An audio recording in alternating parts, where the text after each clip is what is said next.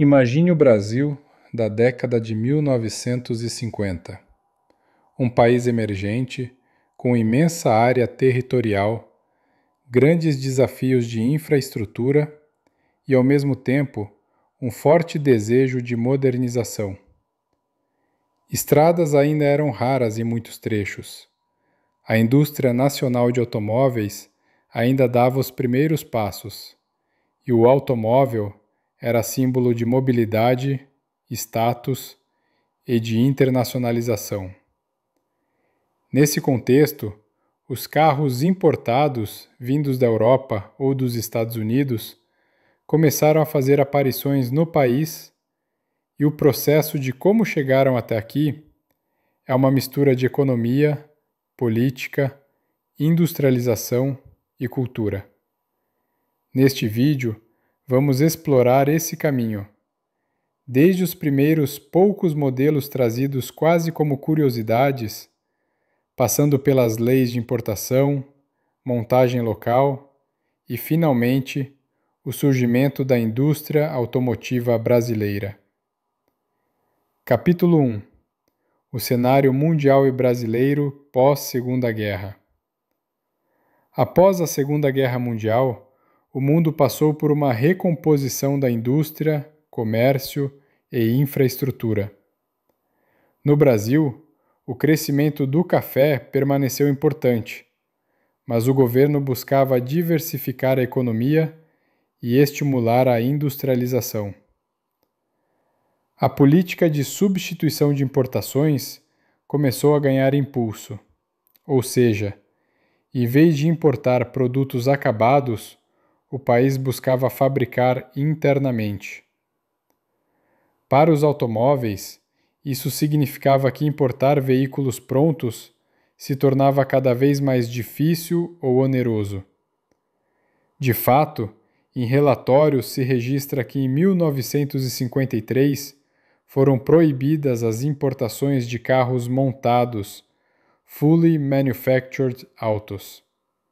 Assim, quando vemos carros importados no Brasil das décadas de 50 e 60, devemos entender: não eram tantos quantos hoje, e em muitos casos vinham sob formatos especiais, kits de montagem, peças importadas para a montagem local, ou importações muito seletivas para elites ou usos especiais.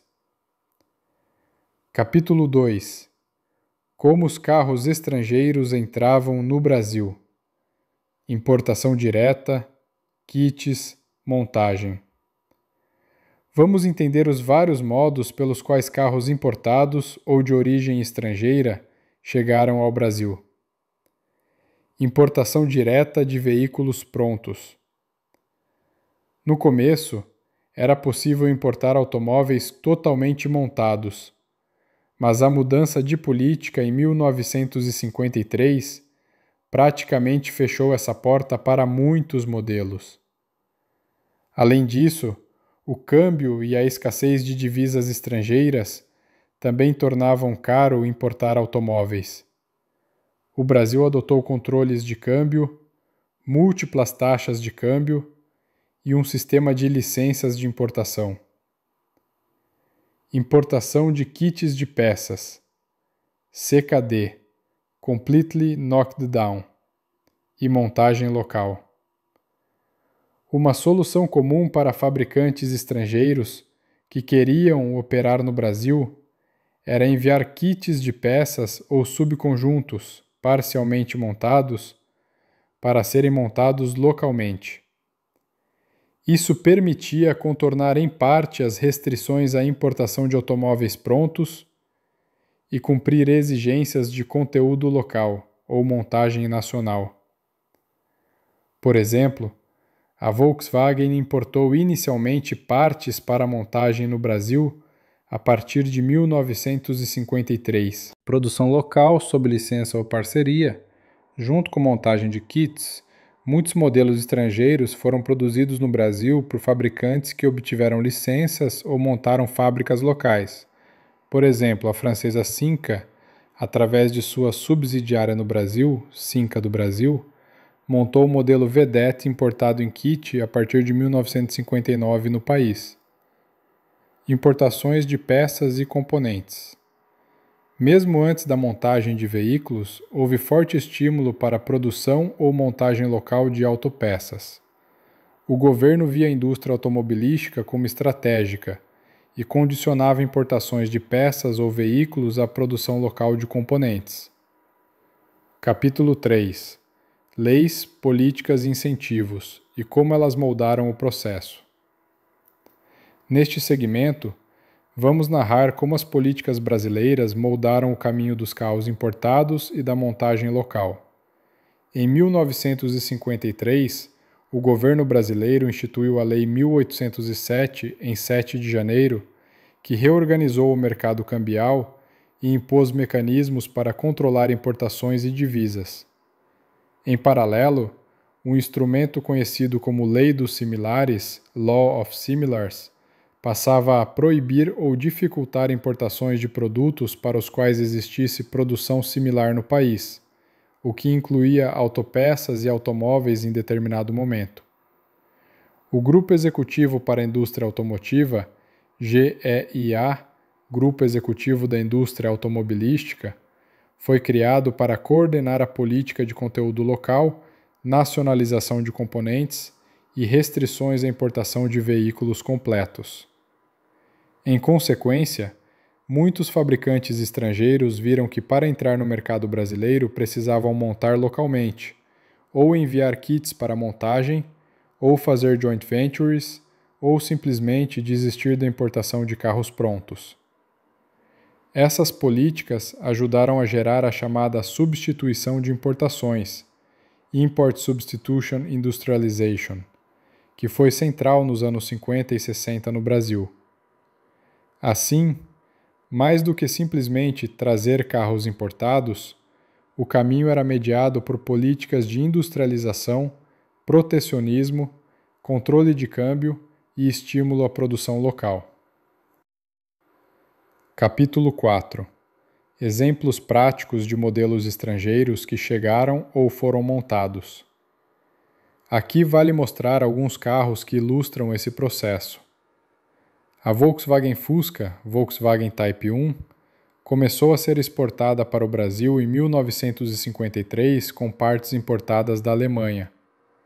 Em 1959, a Volkswagen instalou fábrica em São Bernardo do Campo com forte nacionalização dos componentes, cerca de 99,93% de peças brasileiras na média em meados dos anos 60 no Brasil. A Cinca Vedette, importada em kit pela Cinca do Brasil a partir de 1959.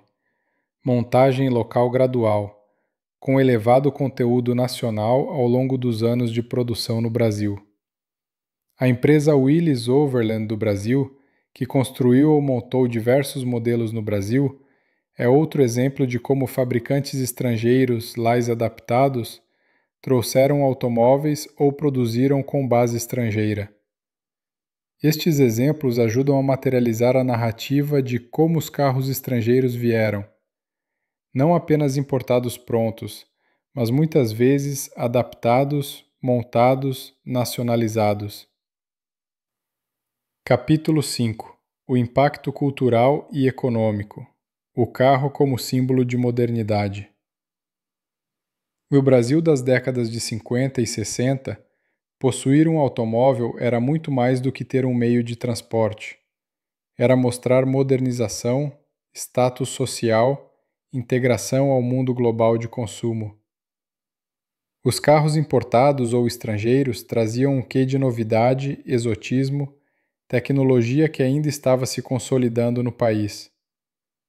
Além disso, a produção ou montagem local gerou empregos, fornecedores de peças, redes de concessionárias e ajudou a formar a base industrial automotiva brasileira, o que levou ao surgimento de grandes fabricantes nacionais e à instalação de fábricas de multinacionais.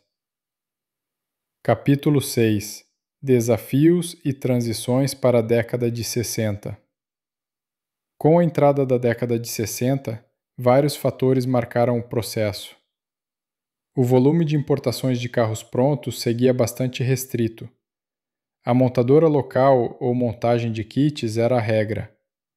A necessidade de nacionalizar peças aumentou. O requisito de conteúdo local passou a se intensificar. O mercado brasileiro começava a se estruturar em torno da produção interna. Grandes grupos industriais instalavam fábricas no ABC Paulista, São Paulo, Bernardo do Campo, São Caetano do Sul, Santo André. Ainda assim, alguns carros importados de luxo ou em pequena escala seguiam entrando, mas sempre com forte barreira tarifária, câmbio restrito ou montagem local obrigatória. Capítulo 7. Conclusão. Legado para hoje. A história de como os carros importados chegaram ao Brasil nas décadas de 50 e 60 não é simplesmente uma de embarque e desembarque. Trata-se de como o país equilibrou o desejo de modernização, indústria nacional, restrições de câmbio e comércio global. O legado disso é que boa parte da indústria automobilística brasileira é hoje fruto desse período. A montadora local ou a filial de estrangeira que se estabeleceu nos anos 50 e 60 geraram a estrutura industrial que perdura.